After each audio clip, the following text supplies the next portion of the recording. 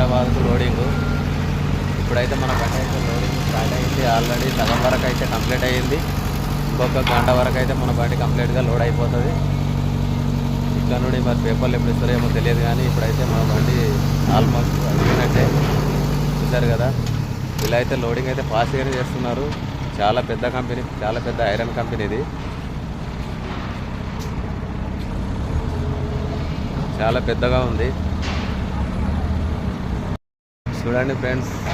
పెద్ద కంపెనీ అయితే చాలా పెద్దగా ఉంది. ఇది ఎంత పెద్దగా ఉందంటే చాలా పెద్దగా ఉంది.